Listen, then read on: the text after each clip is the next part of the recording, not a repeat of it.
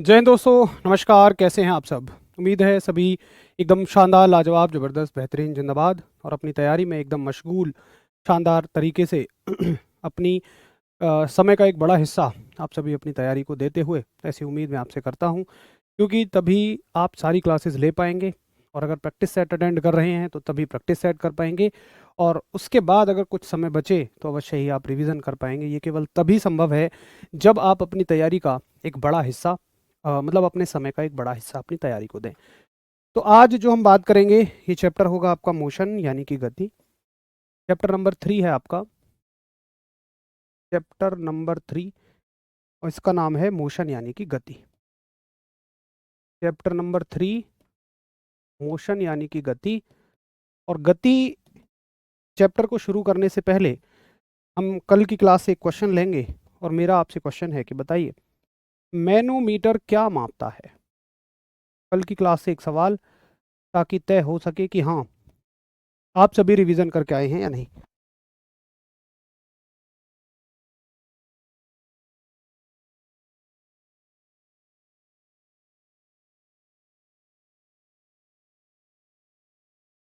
चलिए, तो सभी दोस्तों को जय हिंद, भाई बहनों को जय हिंद, नमस्कार, आदाब, सत श्री अकाल, जय श्री राम, राधे राधे। रमानंद जी भाई hi, hello, Prince, Poonam, Noor, Radhe, Krishna Chand, Lal, Rakesh, love you, बहुत सारा प्यार भाई आपको भी। और सीता कुमारी, राकेश हैं, नेहा हैं, सलोनी हैं, नीरज चौहान हैं, सभी प्यारे दोस्तों को बहुत बहुत बहुत सारा नमस्कार, गुड इवनिंग, आदाब, सत श्री अकाल, जय Shri Ram, Radhe Radhe, hi hello. Question का आंसर करेंगे, फिर हम लोग आगे बढ़ जाएंगे नए चैप्टर में, जिसका नाम है मोशन। कोशिश करेंगे आज ही इस चैप्टर को हम फिनिश कर दें और इसके प्रीवियस ईयर क्वेश्चन भी आज ही देख लें। यानी एसएससी जीडी ने कहाँ कहाँ से प्रश्न पूछे हैं। जब हम थ्योरी पढ़कर खुद से प्रीवियस ईयर क्वेश्चंस को कर रहे होते हैं तो वाकई हमारा कॉन्फिडेंस सातवें आसमान पे होता है। इसलिए मैं हमेशा हर चैप्टर के बाद प्रीवियस ईयर क्वेश्चन आपको अवश्य ही देता हूँ। तो बहुत बढ़िया, शानदार ट्रिक के माध्यम से आपको याद होगा जब आपका दोस्त कह रहा था कि भाई मैंने गैस नहीं छोड़ी, मैंने गैस नहीं छोड़ी, मैंने नहीं छोड़ी क्या? गैस। तो गैसों का दाब, और आपको ना ऐसे याद भी नहीं रखना कि गैसों का दाब, गैस प्रेशर, बस आपको गैस याद आ जाना चाहिए ट्रिक के माध्यम से, तो आपका काम हो जाएगा। चलिए अब चलते हैं मोशन चैप्टर पे, और आप हेडिंग डालेंगे मोशन चैप्टर में। सबसे पहली जो राशि हमें पढ़नी है, ये पढ़नी है लंबाई यानी कि लेंथ। ठीक है, लंबाई यानी कि लेंथ। अब देखिए, लंबाई क्या होती है? तो सामान्य भाषा में तो हम किसी को भी लंबाई कहते हैं, किसी भी चीज़ को दूरी कहते हैं। लेकिन जब बात हो फिजिक्स पढ़ने की तो हमें स्पेसिफाइड रहना होता है, यानी कि हमें हर एक बात को बिल्कुल सही शब्द के साथ प्रकट करना होता है। ऐसा नहीं है कि किसी को भी लंबाई कह दो, किसी को भी दूरी कह दो। तो आओ जरा देखते हैं एक बार कि क्या होती है लंबाई, क्या होती है दूरी। उसके लिए मैं एक उदाहरण का प्रयोग करता हूँ, बड़ा ही शानदार सा उदाहरण है, आपको आनंद भी आएगा और सीखने में भी आसानी होगी। मान के चलते हैं ये आपके स्कूल का क्लासरूम है और ये है ऑफिस। अब क्लासरूम से याद करो 11वीं क्लास 12वीं क्लास के वो दिन जब मास्टर जी आपको बोलते थे कि भैया संजीत, जैसे संजीत को ले लेते हैं, संजीत से कही कि भैया संजीत जरा ऑफिस में तो चौक ले आइयो। अब संजीत बड़ा ही सीधा साधा पढ़ने वाला लड़का है, और मास्टर जी ने अगर ऑफिस तक जाने के लिए कहा है तो संजीत सिर्फ ऑफिस तक ही जाएगा और चौक ला के दे देगा। अगले दिन संदीप जी नहीं आते, संजीत जी नहीं आते हैं, तो सर ने मान लो प्रभात को भेज दिया। अब प्रभात थोड़ा सा चुलबुला है भाई, जब ये 12th से निकलेगा तो इसके मन में अवश्य आएगी कि देखें जरा 11th क्लास में कितने नए एडमिशन हुए हैं। आप समझ रहे होंगे कि प्रभात क्या देखना चाह रहा होगा। तो प्रभात जो है ये थोड़ा सा इधर उधर घूमता हुआ जाएगा और जाके चौक ले लेगा। प्रभात घूम कर जाएगा तो भैया मास्टर जी ने सोचा यार प्रभात तो बहुत समय लगाता है, और संजीत आया नहीं अगले दिन भी, तो सर ने भेज दिया जैसे उपेंद्र को। अब उपेंद्र तो और चुलबुला आदमी है, ये 11वीं छोड़ो 9वीं 10वीं कक्षा में भी झांकता हुआ जाएगा। तो उपेंद्र ने ये वाला रास्ता चुना कि भैया ये तो और भी ज्यादा घूमता घामता यहाँ तक गया। अब मेरा प्रश्न आपसे ये है, हमने इसमें 3 रास्ते देखे, 1 2 और 3, तीनों ही लंबाइयां हैं ए से लेके बी के बीच तक की। मुझे बताओ इसमें से सबसे कम लंबाई किसने तय की? नंबर 1, नंबर 2, नंबर 3, ये बताइए। तो निश्चित तौर पर आपका यही आंसर होगा कि भैया 2 ने सबसे कम लंबाई तय की है। अच्छा जी, 2 के अलावा बाकी दोनों ने 2 से तो कम ही की है। अच्छा, यहां तक जाने के और कितने रास्ते हैं? आप कहोगे भैया असंख्य रास्ते हैं, आप चाहे जो बना लो। लेकिन मैं अगर आपसे ये पूछूं कि इनमें सबसे छोटा कौन है, सबसे छोटा रास्ता कौन सा है, तो आप कहेंगे वो तो नंबर 2 है। बाकी सारे रास्ते नंबर 2 से तो बड़े ही हैं। तो ए से लेके बी तक के बीच का जो रास्ता है, ए से लेके बी तक का जो सबसे छोटा रास्ता है, सबसे छोटी लंबाई है, उसको हम बोल देंगे विस्थापन। तो विस्थापन क्या होती है? दो बिंदुओं के बीच की न्यूनतम लंबाई। यानी कि लंबाई विस्थापन तब कही जाएगी जब वो सबसे छोटी होगी। तो डिस्प्लेसमेंट क्या होता है? डिस्प्लेसमेंट होता है दो बिंदुओं के बीच की, मेरे साथ अब नोट करेंगे, दो बिंदुओं के बीच की न्यूनतम लंबाई। यानी कि द मिनिमम लेंथ, द, ये मैंने शॉर्ट में मिनिमम लिख दिया है, the minimum length between two points, the minimum length between two points is called as displacement. अब इसके अलावा जितनी भी लंबाइयां होंगी, विस्थापन के अलावा जितनी भी लंबाइयां होंगी, सभी दूरी कहलाई जाएंगी। तो आप लिखेंगे कि विस्थापन के अलावा, विस्थापन के अलावा अन्य सभी लंबाइयां,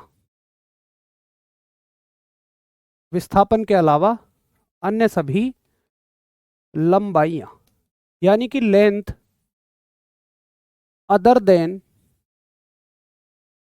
लेंथ अदर देन डिस्प्लेसमेंट। ठीक है, कि विस्थापन के अलावा अन्य सभी लंबाइयां जो होती हैं, ये सारी की सारी दूरी होती हैं। बिल्कुल भाई, आप देखो कि मेरी हर एक बात आपको हिंदी इंग्लिश दोनों में मिलेगी। शायद मुझे अभी तक कोई मेरा विद्यार्थी ऐसा, मेरा भाई बहन ऐसा नहीं मिला कि जिसने मुझसे ये कहा हो कि आपकी क्लास में इंग्लिश नहीं समझ में आती है या हिंदी समझ में नहीं आती है। आप देखिए, बिल्कुल मैं सारी चीज़ें इंग्लिश में भी लिखता हूँ। अब बोलचाल की जो भाषा है, ये तो हमें हिंदी रखनी पड़ेगी। अगर हम टोटल इंग्लिश पे आ जाएंगे तो फिर मेरे हिंदी वाले बच्चे ढेर हो जाएंगे। तो ज़रा बताइए कि हाँ भैया, ये बात हमें समझ में आ गई कि कब लंबाई को विस्थापन कहा जाता है और कब लंबाई को दूरी कहा जाता है, कब उसे डिस्टेंस कहा जाता है और कब उसे डिस्प्लेसमेंट कहा जाता है। ज़रा बताइए कि हाँ, मुझे अच्छे से बात समझ में आ गई है। एक बार सभी बताएंगे। अब मैं आपसे एक बात पूछता हूँ कि इनमें से कौन सदिश है या कौन अदिश है? ये बताओ, कौन स्केलर है और कौन वेक्टर है? तो देखिए, पहले सदिश अदिश को समझ लेते हैं, इसको पूरी जगह छोड़ देना और अगली स्लाइड पर आप हेडिंग डालिए सदिश और अदिश। पहले वेक्टर और स्केलर को अच्छे से समझ लेते हैं, सदिश और अदिश, यानी कि स्केलर और वेक्टर। और कोई भी आप में से ऐसा नहीं होगा जिसने इन दो चीजों को ना रटा हो। कौन कौन? परिमाण और दिशा, यानी कि डायरेक्शन।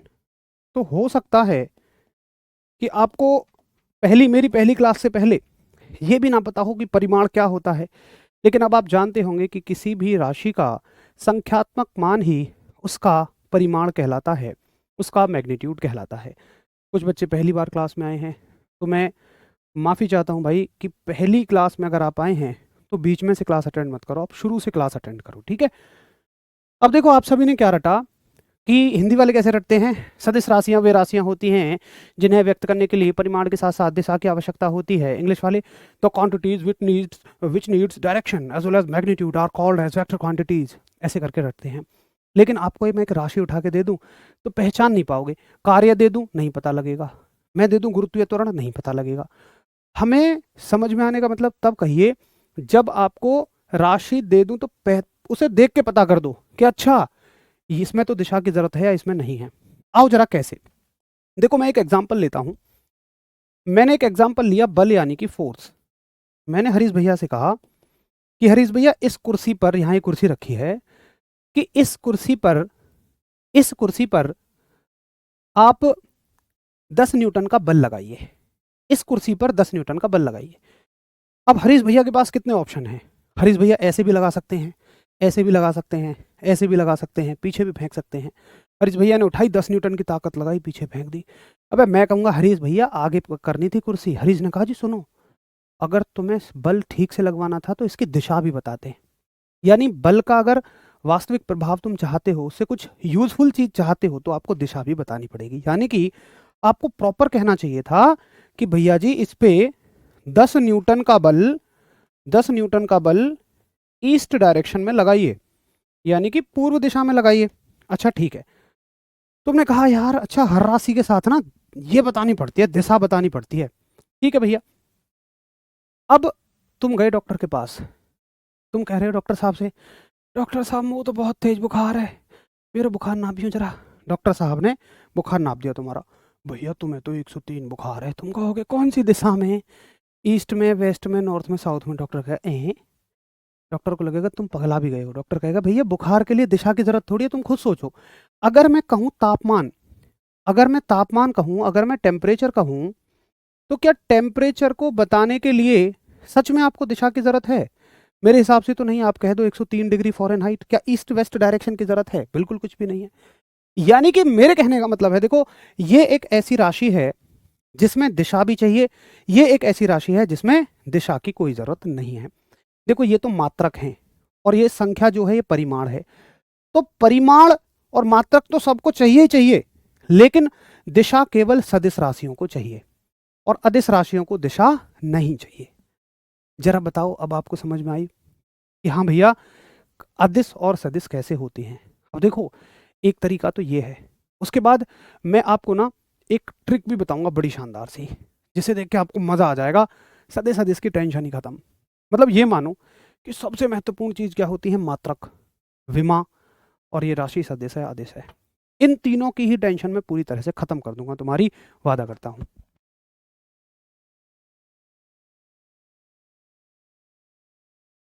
ठीक है जी, चलो नोट कर लो इसको।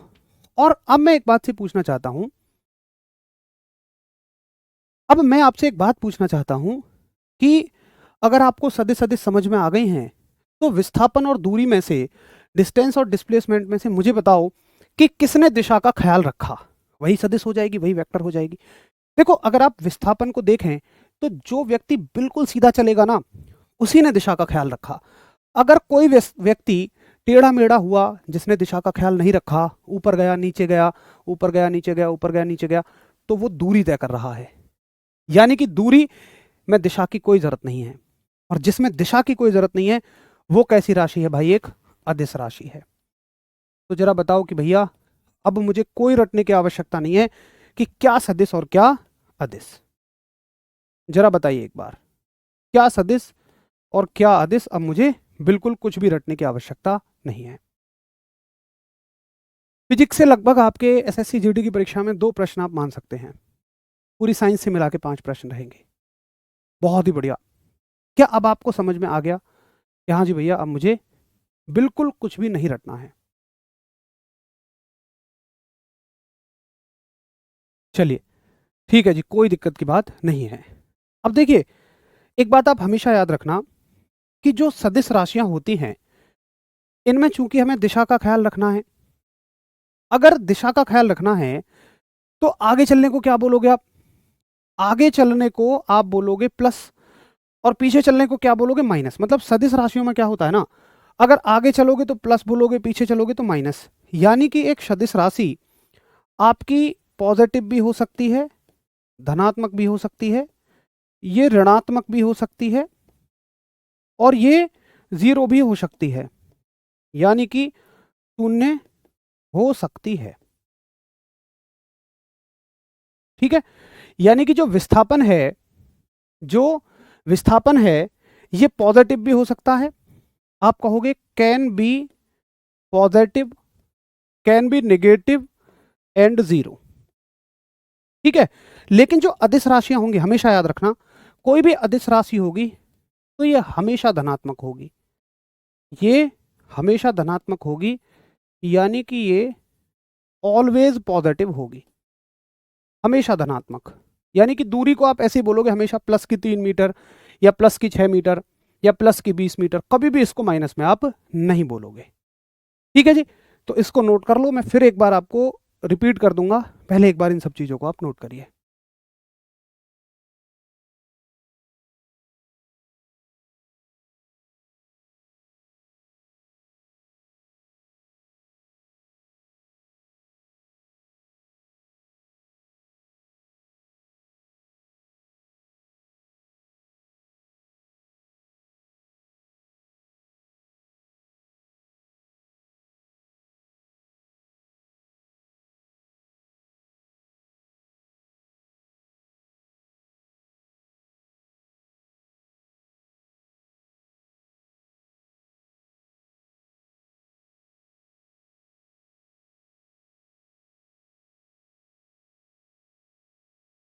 चलो बहुत बढ़िया।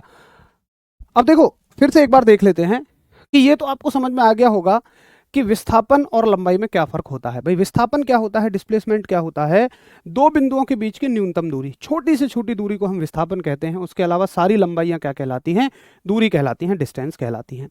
अब देखो भैया, इसको दिशा का ख्याल रखना पड़ रहा है, तो जिस राशि में आपको दिशा का ख्याल रखना पड़े, डिस्टेंस की केयर करनी पड़े, वो राशियां सदिश होती हैं, वेक्टर होती हैं। और जिनमें दिशा का ख्याल ना रखना पड़े, जैसे कि दूरी है आपकी, तो ये आपकी अदिश राशियां हो जाती हैं। याद रखेंगे, सदिश राशियों में चूंकि दिशा का ख्याल रखना पड़ रहा है, तो आगे चलने को प्लस कहोगे, पीछे चलने को माइनस कहोगे, और ये शून्य भी हो सकती है।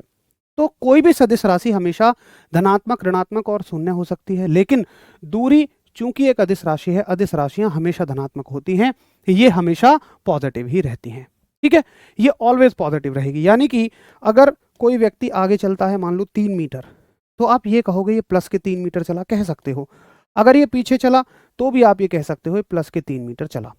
इसमें ज़्यादा सोचने की बात नहीं है, बस आप याद रखो कि ये हमेशा धनात्मक होती है। अब देखिए, एक चीज आपसे पूछी जाएगी, और जिस भी चीज को हम नोट डालकर लिखेंगे, ये मान लो वो बहुत इंपॉर्टेंट होगी। आपसे पूछा जाएगा कि गोल गोल चक्कर गोल चक्कर पूरा करने वाली वस्तु का, गोल चक्कर पूरा करने वाली वस्तु का विस्थापन क्या होगा, विस्थापन क्या होगा। गोल चक्कर पूरा करने वाली वस्तु का विस्थापन क्या होगा। इंग्लिश लिखेंगे displacement, displacement of a body, a body for complete, for complete revolution.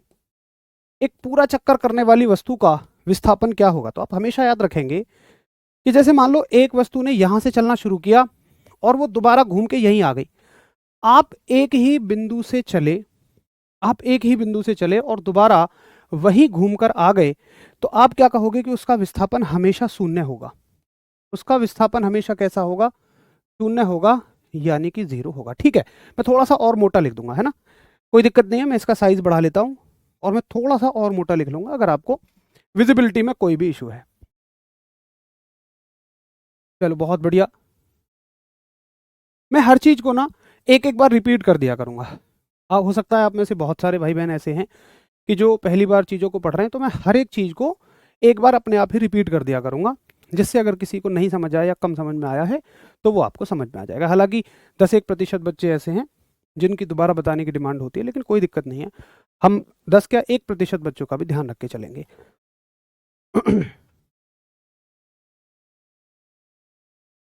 बहुत बढ़िया, कुशनंदन कुमार, वेरी गुड। और आप सभी ने कह दिया कि हाँ जी जीरो होगा। तो हमेशा याद रखेंगे कि अगर कोई भी वस्तु, अगर कोई भी वस्तु जहां से चलती है वहीं आगे रुक जाती है, जहां से चले आप वहीं आ गए, तो हमेशा उसका विस्थापन क्या होगा, शून्य होगा, यानी कि जीरो होगा। ठीक है जी, चलो फिर से एक बार रिवाइज मारते हैं और फिर आगे बढ़ेंगे।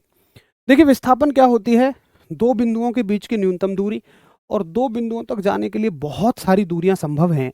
विस्थापन के अलावा, सबसे छोटी के अलावा बाकी सारी दूरियां क्या कहलाएंगी, लंबाई कहलाएंगी। विस्थापन एक सदिश राशि है, जबकि दूरी एक अदिश राशि है।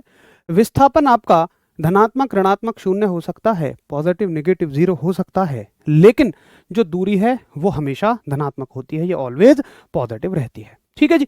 अच्छा, उसके अलावा हमने देखा सदिश अदिश राशियां क्या होती हैं, तो जिन्हें परिमाण के साथ साथ दिशा की आवश्यकता होती है वो सदिश राशियां, जिन्हें परिमाण के साथ साथ दिशा की आवश्यकता नहीं होती वो अदिश राशियां कहलाती हैं। देखिए, जिस चीज की जहां जितनी जरूरत है मैं उतना लिखवाता रहूंगा। इसकी पूरी डेफिनेशन पेपर में पूछी जाएगी, डेफिनेशन बता दी। इनकी कभी डेफिनेशन नहीं पूछी जाएगी। आपसे पूछा जाएगा बल एक कैसी राशि है, आपसे पूछा जाएगा तापमान एक कैसी राशि है।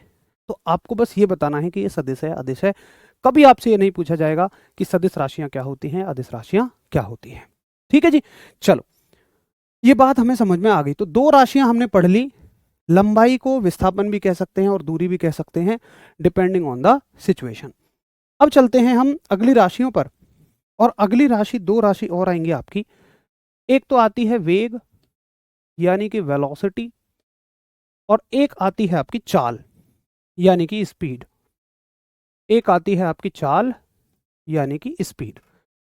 अब देखिए, एक भैया ने मुझसे कहा कि भैया जी, अगर मैं किसी वस्तु के विस्थापन को समय के साथ देखने लगूं, जैसे अगर कोई वस्तु विस्थापित हो रही है, कोई वस्तु डिस्प्लेस हो रही है, और मैं ये देखूं कि कितने समय में वो कितनी विस्थापित हो रही है, तो मैं उस नई बनने वाली राशि को क्या कहूंगा?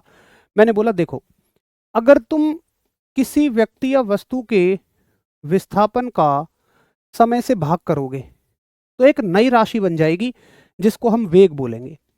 यानी कि अगर तुम डिस्प्लेसमेंट का टाइम से डिवाइड करोगे तो एक नई राशि बन जाएगी जिसको हम वेलोसिटी बोलेंगे। भैया एक बार बताएंगे कि अभी फॉन्ट वगैरह ठीक है, राइटिंग अभी सबको क्लियर दिख रही है? एक बार बताएंगे। उस बच्चे ने कहा जी, अगर मैं विस्थापन के अलावा अगर मैं दूरी को समय से भाग करूं तो क्या मिलेगा? अगर मैं डिस्टेंस को टाइम से डिवाइड करूं तो क्या मिलेगा? मैंने कहा भैया जी फिर आपको चाल मिलेगी। तो दो चीजें हैं, एक वेग है, एक चाल है, एक वेलोसिटी है, एक स्पीड है। चाल बराबर सब जानते हैं, जग जाहिर है, दूरी बटे समय। स्पीड बराबर डिस्टेंस अपॉन टाइम, और वेग बराबर विस्थापन बटे समय, वेलोसिटी बराबर डिस्प्लेसमेंट अपॉन टाइम। ठीक है, अच्छा जी। अब एक भैया ने कहा कि भैया जी इनकी परिभाषा बताओ। मैंने बोला देखो, कुछ परिभाषा आप समझो, जैसे बनाना सीखो। उसने कहा जी कैसे परिभाषाएं कैसे बन जाएंगी, ये तो रटी जाती है। मैंने कहा नहीं, अगर विस्थापन में समय का भाग लगा है तो हिंदी वाले मेरे भाई कहेंगे विस्थापन की दर को, विस्थापन की दर को, अगर विस्थापन में समय का भाग लगा है तो आप शब्द कह देंगे दर। विस्थापन की दर को वेग कहते हैं, विस्थापन की दर को वेग कहते हैं। यानी कि आप कहोगे, इंग्लिश वाले क्या कहेंगे, अगर किसी भी क्वांटिटी में टाइम का डिवाइड लगेगा तो इसके साथ आप रेट शब्द का इस्तेमाल करेंगे। जैसे आप कहेंगे रेट ऑफ डिस्प्लेसमेंट, बस आपको आगे से यही बात कहनी है। Rate of displacement is called as velocity, rate of displacement is called as velocity. अगर आप ये दावा करते हो कि हाँ मुझे ये बात समझ में आ गई है, तो कृपया एक बार इसकी परिभाषा बना के बताना। चाल की परिभाषा मुझे कौन बताएगा, जरा एक बार बताइए। चलिए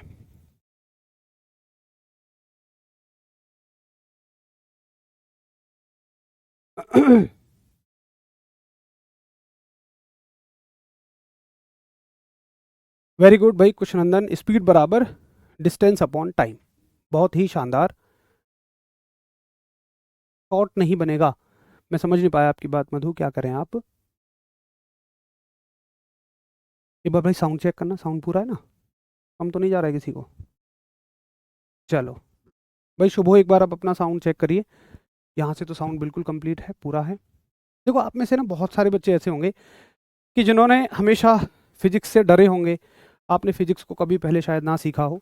तो हम कोशिश करेंगे कि बिल्कुल बेसिक से लेके चलें। फिर भी कभी आपको समस्या आती है तो बिल्कुल पूछ लिया करो, एक नहीं, दो नहीं, तीन नहीं, 4 बार हम बात कर लेंगे, एक ही चीज़ को रिवाइज कर लेंगे जब तक कि आपको अच्छे से समझ में नहीं आ जाता है। बस टारगेट ये रहेगा कि सबको साथ लेके चला जाए, सबकी समझ में आना चाहिए। जरूरी थोड़ी है कि जो 10वीं में नहीं पढ़ा आज उसका पढ़ने का मन है तो उसको चीज़ें समझना है। बिल्कुल इस सोच के साथ हम नहीं चलेंगे। आपको जब तक नहीं समझ में आता पूछिए, सिलेबस और 2-4 क्लास ज़्यादा लग जाएगा, कोई दिक्कत नहीं है। तो आप क्या कहेंगे कि बहुत बढ़िया, और सभी एक बार में डेफिनेशन सीख गए, वेरी गुड आपका आंसर।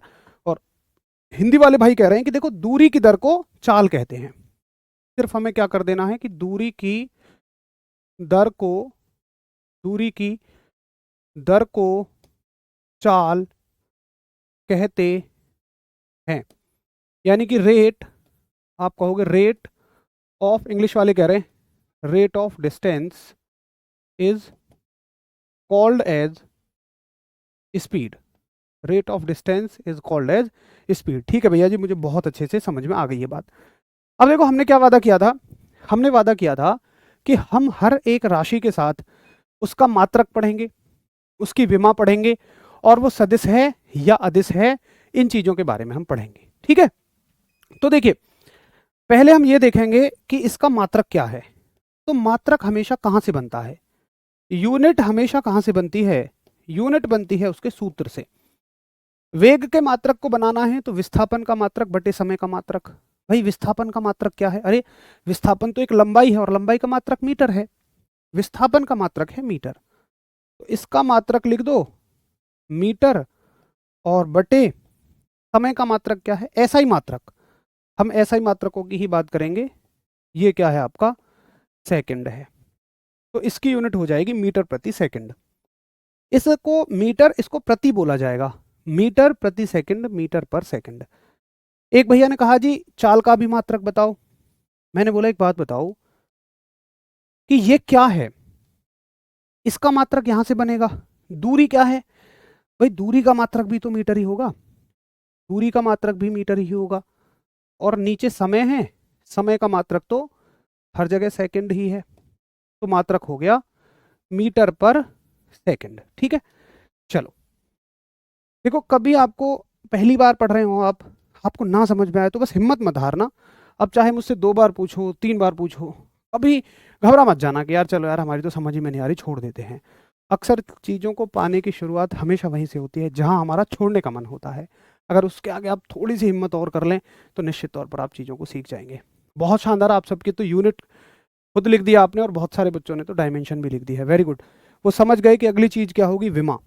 देखिए डायमेंशन क्या होगी, अगर आपसे डायमेंशन पूछ ले, वैसे आपके स्तर पे डायमेंशन पूछता नहीं है, अगर विमा पूछ ले तो आप कहोगे जी मीटर के लिए कल हमने पढ़ा एल, और सेकंड के लिए टी, और टी की घात कितनी है यहाँ 1, ऊपर जाके कितनी हो जाएंगी ये -1।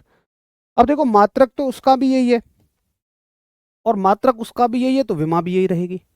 अब भैया जी जो आज नए जुड़े हैं ना, मैं रिक्वेस्ट करूंगा आप ना कल की क्लास पहले जाके देखो, क्योंकि आज की क्लास बीच में से अटेंड करोगे तो फिर आपको ये कुछ नहीं समझ में आएगा। कल हमने विमाओं के बारे में बात की थी अच्छे से, तो प्लीज़ आप एक बार जाके विमाओं को कल देख लो। बाकी जिनको नहीं भी समझ में आ रही है विमा, वो छोड़ सकते हैं, विमा के पूछे जाने के केवल 1% चांस है, या शायद पूछी भी ना जाए। ये इजी,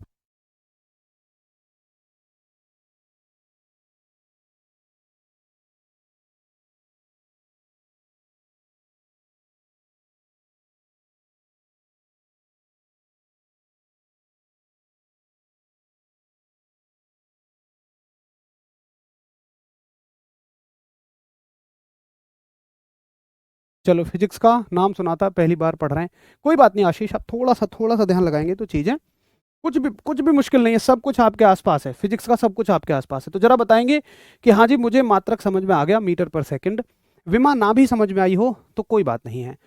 अब देखो भाई जिन्होंने कल ये सीखा था कि लंबाई का मात्रक मीटर होता है, विस्थापन क्या है, एक लंबाई है, तो विस्थापन का मात्रक मीटर, समय का मात्रक सेकंड, तो इसका मात्रक हो गया मीटर प्रति सेकंड। चाल का मात्रक, दूरी का मात्रक मीटर, समय का मात्रक सेकंड, तो चाल का मात्रक हो गया मीटर प्रति सेकंड। यानी कि किसी भी राशि का जो मात्रक है उसके फॉर्मूले से ही निकलेगा। ठीक है जी, चलो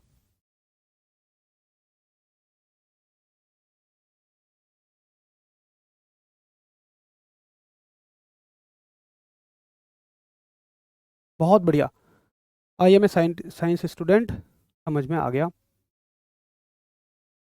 वेरी गुड। ठीक है, तो हर एक राशि का हम मात्रक भी साथ में पढ़ते हुए चलेंगे। अब बात आती है कि ये सदिश है या अदिश है। फिर से वही बताओ, वेग एक सदिश राशि है अदिश राशि है? तो देखो एक ऑप्शन तो हमारे पास है कि या तो हम इसको रट लें या एक ऑप्शन है कि इसका ऐसा समाधान कर लें कि हमें आगे तक कोई दिक्कत ही नहीं रहे। अब जैसा चाहूं मैं तो वैसे बता दूंगा। अगर आप रटना चाहते हैं तो रट लो कि भाई वेग एक सदिश राशि है। अब इसका कोई फॉर्मूला होता है क्या, इसका कुछ तरीका होता है क्या? वैसे तो कुछ नहीं है, बस आपको याद ही रखना होता है कि वेग एक सदिश राशि है और चाल कैसी राशि है, चाल एक अदिश राशि है। अब देखो मैं एक ट्रिक और आपको बता रहा हूं, अगर वो ट्रिक आपको समझ में आ जाए तो बहुत बढ़िया, ना तो भाई सीधा आप रट लेना कि वेग एक सदिश राशि है, चाल एक अदिश राशि है।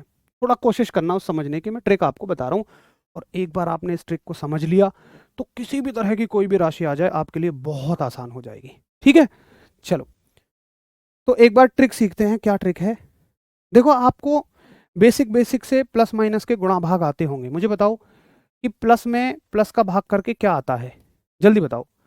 या फिर बताओ मुझे माइनस में माइनस का भाग करके क्या आता है, या प्लस में माइनस का भाग करके क्या आता है, या माइनस में प्लस का भाग करके क्या आता है। अगर आपको नहीं पता तो मैं बता दूं, ये मैथ की बात है। देखो जब भी दो समान चिन्हों का डिवाइड होगा तो उत्तर हमेशा प्लस में आएगा। ये बात है ही नहीं कि यहाँ माइनस है तो यहाँ प्लस कैसे आ गया। जब भी दो सेम चिन्हों का डिवाइड होगा हमेशा प्लस आएगा, और जब भी दो अलग अलग चिन्हों का डिवाइड होगा तो हमेशा उत्तर माइनस में आएगा। ठीक है, अच्छा जी।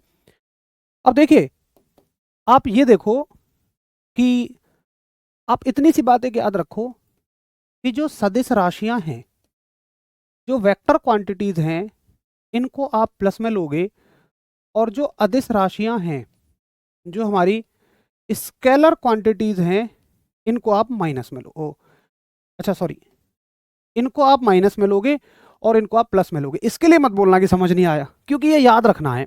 ये कहीं किताब में नहीं लिखा, आप इसको कहीं नहीं पढ़ेंगे, ये मेरी बनाई हुई एक ट्रिक है जिसमें सिर्फ आपको ये याद रखना है कि सदिश दिखेगी तो माइनस और अदिश दिखेगी तो प्लस। ठीक है, ये बात बताओ समझ में आ गई इतनी सी? और इसमें तो समझ में आने की कोई बात नहीं है, ये तो सिर्फ आपको याद रखनी है। चलो बहुत बढ़िया, मैथ का ऑपरेशन सबको आता है और ये बात आप याद रख लो। इसका कोई सूत्र नहीं है, ये कहीं किसी किताब में नहीं मिलेगा, मैं सिर्फ अपनी तरफ से आपको बता रहा हूं। ठीक है जी। अब देखो इसका इस्तेमाल कैसे करेंगे। जैसे आपने मुझसे पूछा कि भैया वेग एक कैसी राशि है, तो मैं ये पूछूंगा वेग किस किस से मिलकर बनी है। आप कहोगे विस्थापन और समय से।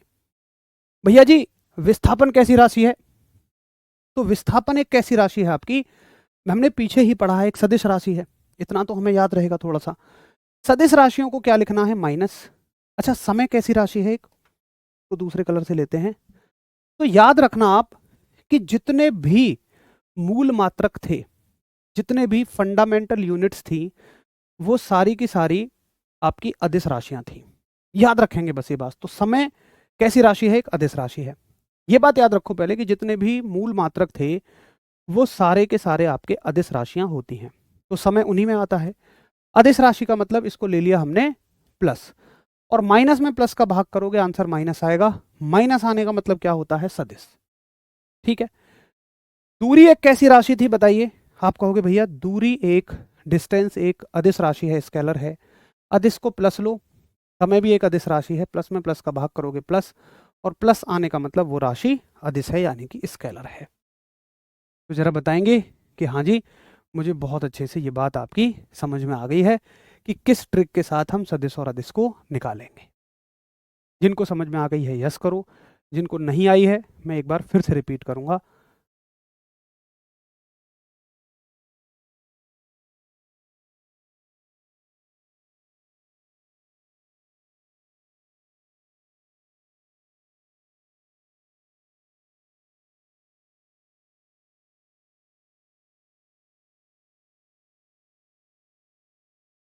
देखो भाई अगर आप मुझसे ये चाहें कि मैं कोई ऐसी ट्रिक बता दूं कि अदिश राशियां कौन कौन सी हैं, सदिश राशियां कौन कौन सी हैं, तो वो तो संभव नहीं है। और आप ना ऐसा करके चाबी ताला ऐसा कर करके, या जिसमें वेग नहीं होता है, जिसमें ये नहीं होता है, आप सिर्फ 8-10 राशियों को रट सकते हैं। और राशियां 8-10 नहीं है, कम से कम 150 हैं। 150 राशियों को रट पाना संभव नहीं है किसी भी ट्रिक के थ्रू।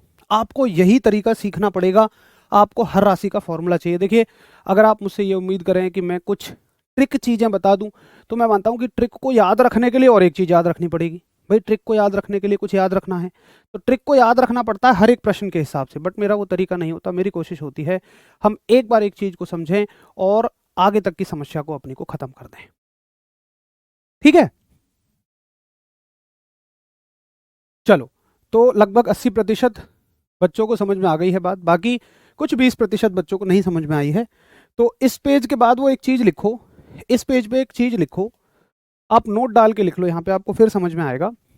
नोट डाल के लिख लो कि जो मूल मूल मात्रक होते हैं, मूल मात्रक अदिश होते हैं, मूल मात्रक अदिश होते हैं। अब आपको भैया मूल मात्रक ही नहीं पता, तो इसमें देखो आपकी थोड़ी सी गलती है कि आपने पहली क्लास नहीं ली है। आप मूल मात्रक एक बार रिवाइज करो, आपको याद होने चाहिए फंडामेंटल यूनिट्स कौन कौन सी हैं। 7 फंडामेंटल यूनिट्स हैं, तो आप कहोगे fundamental units are scalar quantity, fundamental units are scalar quantity. लेकिन इसमें एक अपवाद है, वो कौन है? वो कौन है? लंबाई। लंबाई को छोड़कर, लंबाई को छोड़कर अन्य सभी 6 के 6 मूल मात्रक आपके अदिश होते हैं। यानी कि इंग्लिश वाले लिखेंगे इंस्टीड ऑफ लेंथ। क्यों भैया? क्योंकि देखो लेंथ आपकी सदिश भी है और अदिश भी है, ठीक है ना। लेंथ आपकी सदिश भी है और अदिश भी है, लंबाई आपकी सदिश भी है और अदिश भी है। क्यों? अगर देखो लंबाई का विस्थापन रूप आप यूज करेंगे, अगर लंबाई का विस्थापन रूप आप यूज करेंगे, डिस्प्लेसमेंट वाला रूप आप यूज करेंगे, तो ये एक सदिश राशि है, वेक्टर क्वांटिटी है। और अगर आप लंबाई का दूरी वाला रूप यूज करेंगे, अगर आप डिस्टेंस वाला रूप यूज करेंगे, तो ये एक अदिश राशि है, यानी कि स्केलर क्वांटिटी है। इसके अलावा 6 के 6 मात्रक आपके अदिश होते हैं, आपके स्केलर होते हैं। ठीक है, मूल मात्रकों में लंबाई को छोड़ के बाकी सभी 6 मात्रक अदिश होते हैं। मुझे बताओ इसमें किसी को कोई मुश्किल है? मेरे हिसाब से ये कोई समझने की बात नहीं है, ये सिर्फ याद रखने की बात है। किसको दिक्कत आ सकती है इस बात को समझने में? जिसको मूल मात्रक नहीं आते होंगे।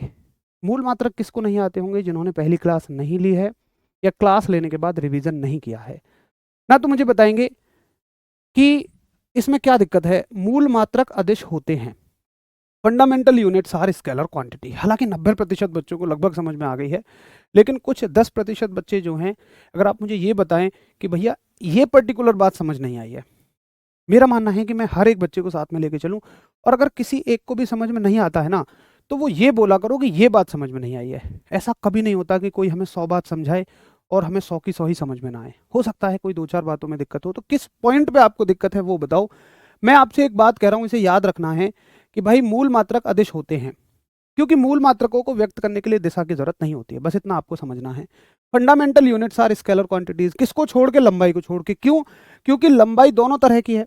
अगर देखो आपको पता है ना, लंबाई में दोनों चीजें छुपी हैं, विस्थापन भी छुपा है और इसमें आपकी दूरी भी छिपी है, इसमें डिस्प्लेसमेंट भी छुपा है, डिस्टेंस भी छुपा है। अगर आप विस्थापन कहोगे तो वो सदिश है और दूरी कहोगे तो वो अदिश है। बाकी इसके अलावा 6 के 6 मूल मात्रक अदिश होते हैं, स्केलर होते हैं। जैसे देखो गंगा कुमारी है, ये कहती है मुझे नहीं पता है, तो गुड़िया पहली क्लास में करवाया है, आप उसको कर लो। राशि का मतलब क्या होता है? जैसे देखो कलमुद्दीन भाई कह रहे हैं मेरे भाई राशि का मतलब मैंने पहली क्लास में बहुत अच्छे से किया है। आप में से बहुत सारे बच्चे दूसरी तीसरी क्लास से डायरेक्ट जुड़ रहे हैं। मैं हाथ जोड़ के निवेदन करता हूँ, आप पहली क्लास से जाके शुरू करिए। राशि आपको ऐसे समझ में आ जाएगी कि आप अपने छोटे भाई को भी पढ़ा दोगे। यहाँ मैं उतने अच्छे से नहीं समझा सकता, क्योंकि वहाँ पे मैंने पूरा 1 घंटा दिया है उन्हीं चीज़ों को, और हर बार उन चीज़ों को तो हम नहीं रिपीट कर सकते हैं। ठीक है, चलो अब आपको ये बात याद हो गई। अब आपसे किसी ने पूछा कि बताओ भैया वेग एक कैसी राशि है, तो वेग का आपको फॉर्मूला पता है, विस्थापन बटे समय, डिस्प्लेसमेंट अपॉन टाइम। तो ये देखो डिस्प्लेसमेंट एक कैसी राशि है, विस्थापन एक अदिश राशि सदिश राशि है, ये हमने पीछे अभी पढ़ा था।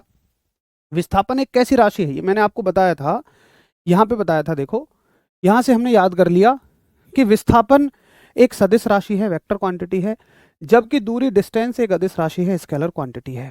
ठीक है जी, चलो तो मैंने बनाया, मैंने आपको ये चीज और याद करवाई कि आप क्या याद कर लो कि सदिश राशियों को माइनस लिखना, अदिश राशियों को आप प्लस लिखना। ठीक है भाई। अच्छा, ऐसे ही हम विस्थापन को क्या लिखेंगे, ये एक सदिश राशि है, वेक्टर क्वांटिटी है तो माइनस, और समय तो मूल मात्रक है, समय तो एक अदिश राशि है, इसको हमने प्लस लिख दिया, माइनस प्लस क्या आ गया माइनस, माइनस का मतलब सदिश हो गया। दूरी कैसी राशि है, एक अदिश राशि है, प्लस लिखा। समय एक कैसी राशि है, अदिश राशि है, प्लस लिखा। प्लस प्लस प्लस आ गया, प्लस का मतलब अदिश हो गया। इतने के बाद भैया जिसको समझ नहीं आता हो, मैं फिर से एक बार कहूंगा, आप सीधा याद कर लो, आप इस बवाल को मत याद रखो, फिर आपके लिए ये बवाल है, स्लाइड को छोड़ देना और आप सीधा याद रख लेना कि ये एक सदिश राशि है और ये एक अदिश राशि है। बस आपको क्या करना है कि आपको हर एक राशि को आगे याद करना पड़ेगा। अगर आपको ये प्लस माइनस का फंडा समझ नहीं आ रहा है तो फिर आपको हर एक राशि को बस आगे याद करना पड़ेगा डायरेक्टली, और कोई बहुत बड़ी बात नहीं है, और उम्मीद है कि 2-4 बार के रिवीजन में आप याद कर लेंगे। अब जरा बताएंगे कि क्लियर है? अब सबको क्लियर है? किसी को कोई दिक्कत हो तो बताएं, नहीं तो फिर हम लोग अगली राशि पे चले जाएं, अगली बात करेंगे।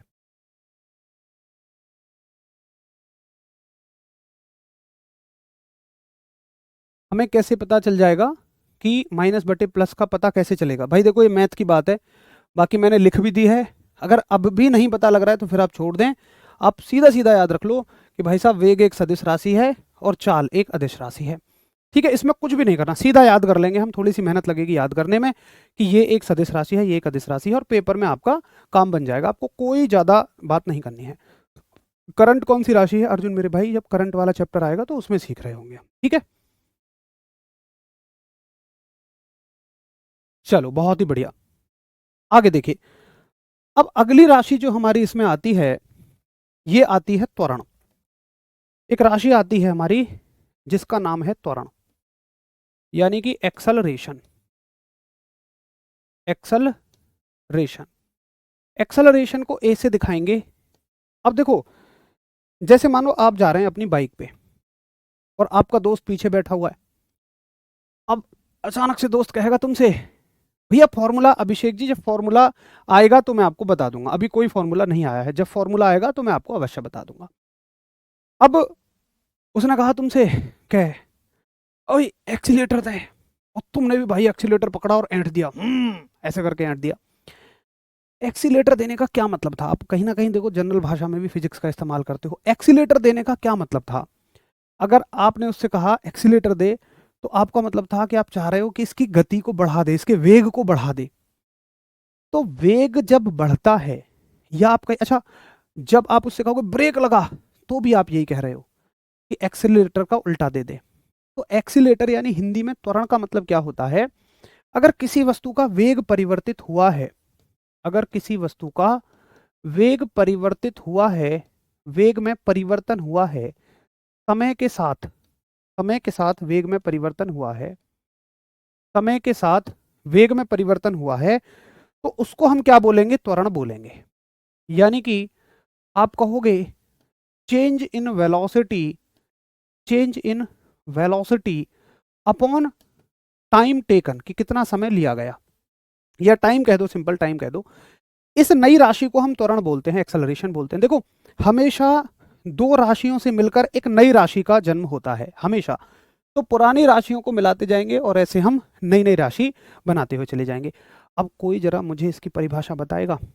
अगर आप मुझसे ये कहो कि भैया अभी आपने परिभाषा लिखना हमें सिखाया और आपने कहा अगर वेग परिवर्तन में समय का भाग है, तो आप ये कह दो कि वेग परिवर्तन की दर को, वेग परिवर्तन की दर को त्वरण कहते हैं।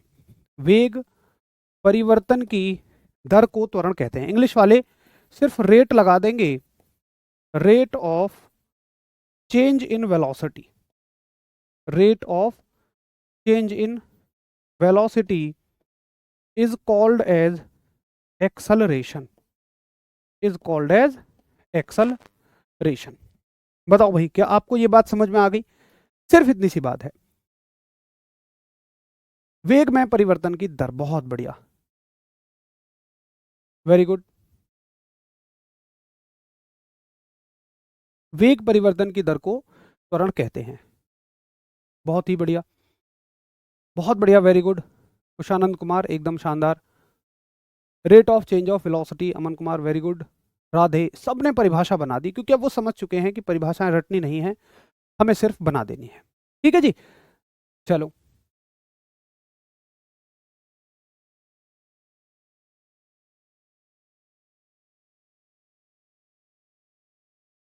सबने लगभग परिभाषा बना दी है, ठीक है। ये चीज हम चाह रहे थे कि भाई आप लोग खुद स्वयं से परिभाषा बनाएं।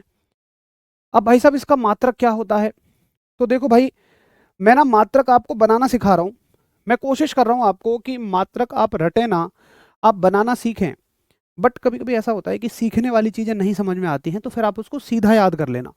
पेपर में आपसे कभी नहीं पूछेगा कि ये कैसे बन के आया है, पेपर में सिर्फ ये पूछेगा कि आपको आता है या नहीं आता है। तो मैं कोशिश कर रहा हूँ आपको सिखाने की। अगर आप सीख जाते हैं तो बहुत बढ़िया, आपको लगे कि सीखना तो याद रखने से भी ज़्यादा मुश्किल है, तो फिर आप सीधा सीधा याद रख लेना, ठीक है। देखो मात्रक को एक बार ध्यान से देखना, वैसे तो अगर आप सीख पाए तो बहुत अच्छी चीज़ है। अब देखो, जो त्वरण का मात्रक है ये किससे बनेगा? इन दोनों से बनेगा, यानी इसका मात्रक बटे इसका मात्रक। अब देखो वेग का मात्रक क्या है, तो आप कहोगे भैया पीछे हमने पढ़ा वेग का मात्रक है मीटर प्रति सेकंड। बताओ भाई, यही पढ़ा था, मीटर प्रति सेकंड वेग का मात्रक है। अब देखो, ये अभी मात्रक मैंने लिखा है वेग का, बटे समय का मात्रक और लिखना है। ये मात्रक सेकंड जो है समय का, इस समय का नहीं है, ये तो वेग में जो मात्रक में समय आता है उसका है, यानी वेग का मात्रक बटे समय का मात्रक। तो समय के मात्रक के लिए एक और सेकंड आएगा, यानी कि नीचे हो जाएंगे 2 सेकंड। सही है, तो नीचे 2 सेकंड हो जाएंगे, मतलब क्या लिखोगे कि ऊपर तो एक ही मीटर है, ऊपर तो एक ही मीटर है और नीचे हैं आपके 2 सेकंड। तो 2 सेकंड मिला के क्या बनेंगे? सेकंड का स्क्वायर बनेंगे। तो इसके मात्रक को कहा जाएगा मीटर प्रति सेकंड का स्क्वायर। अगर आप संकेत में लिखना चाहो तो मीटर को m लिखते हैं और सेकंड को s लिखते हैं, इसका स्क्वायर हो जाएगा। या इसी को हो सकता है ऊपर दे दे, तो सेकंड की घात कितनी हो जाएंगी? ये जो प्लस में है घात, अभी ये माइनस में हो जाएंगे। नीचे घात के सामने कोई चिन्ह नहीं लगा तो प्लस मानते हैं, ऊपर जाके वो क्या हो जाता है? माइनस हो जाता है।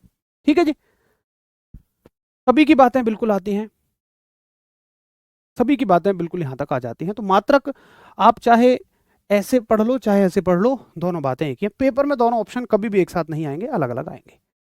मीटर पर सेकंड स्क्वायर इसका मात्रक होता है। बहुत बढ़िया, वेरी गुड।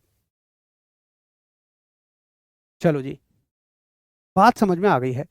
अब देखो, बहुत सारे भाई बहनों ने तो विमा भी लिख दी है, डायमेंशन लिख दी है। डायमेंशन आपको समझ में आ जाए तो अच्छी बात है, ना समझ में आए तो आपके यहाँ केवल 1% चांस है विमा पूछे जाने के। देखो मीटर के लिए क्या लिखोगे? एल, और समय के लिए क्या लिखोगे आप? टी। तो ये हो जाएगा एल बटे टी की पावर 2, इसको बोल दिया जाएगा एल टी की पावर -2। ये +2 है, ऊपर जाके क्या हो जाएंगी? -2 हो जाएंगी। अब एक भाई मुझसे पूछता है कि सदिश राशि है अदिश राशि है। देखो पहले ही मैं आपको बता दूं, जिनको प्लस माइनस वाला लफड़ा नहीं समझ में आता है वो डायरेक्ट याद रख लो कि ये एक सदिश राशि है। जिनको समझ आता है वो ऐसे सोचो कि वेग को मैंने क्या बताया था? वेलोसिटी को हमने एक सदिश राशि पढ़ा था। देखो पिछली राशियां आपको याद होंगी तो अगली अपने आप बन जाएंगी। अभी हमने हाल ही में वेग को कैसी राशि पढ़ा था? तो आप कहेंगे वेग को सदिश राशि पढ़ा था, और सदिश राशियों को मैंने कहा है माइनस लो आप। तो वेग कैसी राशि है? एक सदिश राशि है, इसको माइनस लो। समय कैसी राशि है? अदिश राशि है, इसको प्लस लो।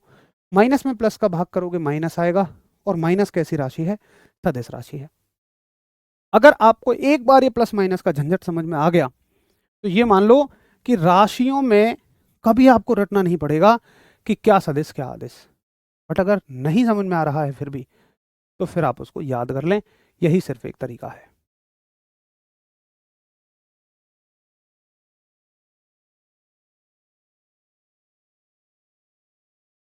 चलो, LT-2 इसकी विमा हो जाएगी, और कैसी राशि है? कि सदिश राशि है।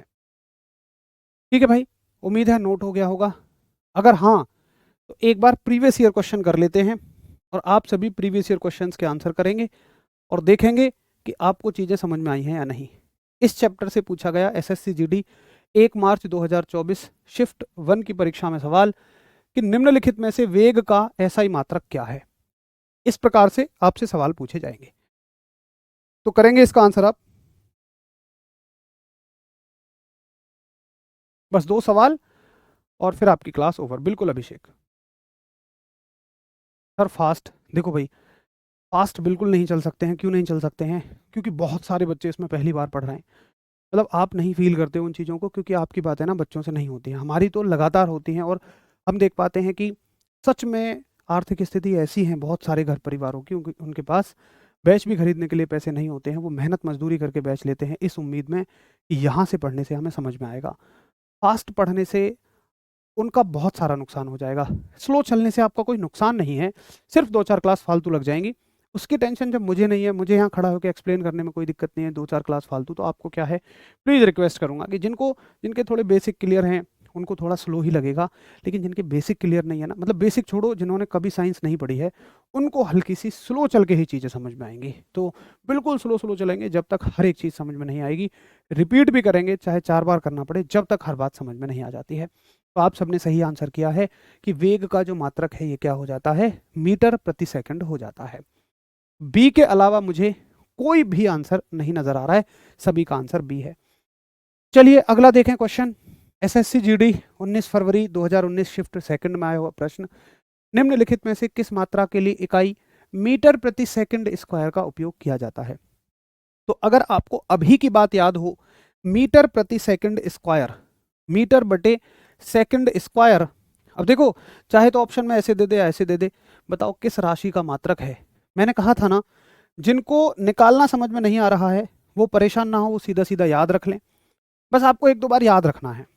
और पेपर में कभी आपसे नहीं पूछा जाएगा कैसे आएगा, पेपर में पूछा जाएगा बताओ भाई किस राशि का क्या मात्रक है।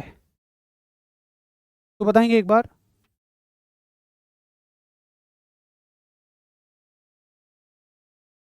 देखो भाई, इस क्लास में ना 90% बच्चों को बिल्कुल बढ़िया समझ में आता है। कुछ 10% बच्चों को नहीं समझ में आता है। उसके बहुत सारे कारण हो सकते हैं। पहला कारण है कि वो बीच क्लास में से जुड़े हैं। मैं बार बार इसी बात को रिपीट कर रहा हूँ ताकि उनको समझ आ जाए। दूसरा कारण है कि क्लास तो ले रहे हैं लेकिन वो रिवीजन नहीं कर रहे। मेरी हर एक क्लास पिछली क्लास से जुड़ी रहेगी। तो इन 2 समस्याओं का मेरे पास कोई समाधान नहीं है। समाधान ये है कि आप शुरू से जुड़ें और जो रिवीजन नहीं कर रहे हैं कृपया वो रिवीजन करें, क्योंकि पिछली बात को आगे बताने में तो फिर से मान लो उतना ही टाइम हमें लगेगा। तीसरे बच्चे वो हो सकते हैं जो पहली बार पढ़ रहे हैं। उनके लिए बस मैं इतना कर सकता हूँ कि मैं उनको 4 बार समझा सकता हूँ। अगर उनको नहीं समझ में आ रहा है एक बार में, तो मैं 4 बार तक समझा सकता हूँ। सिर्फ 3 वजह हैं जिन 10% बच्चों को नहीं समझ में आएगा। मैं ऐसा बिल्कुल नहीं करूंगा ये मान लूँ कि चलो 90% को आ रहा है, 10% को छोड़ दूं। मैं बिल्कुल आपको इग्नोर नहीं करूंगा जब तक आप स्वयं को इग्नोर नहीं करते हैं। अगर आप स्वयं ये मान लें अरे यार छोड़, मेरी तो समझ में ही नहीं आ रहा, तो फिर देखो मैं कुछ नहीं कर सकता।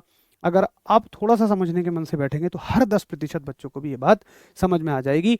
और सभी ने कहा कि मीटर, देखो मीटर पर सेकंड है तो वेग है, और सेकंड का स्क्वायर है तो ये किसका मात्रक है, त्वरण का मात्रक है।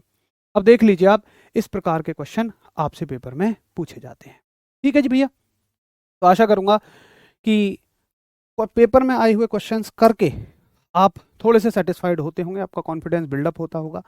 बस मैं आपसे ये रिक्वेस्ट करूंगा कि आप ना रिवाइज जरूर कर लिया करो, क्योंकि आज आज जो हमने चीज़ें पढ़ी हैं अब ये कल की क्लास में यूज़ होंगी।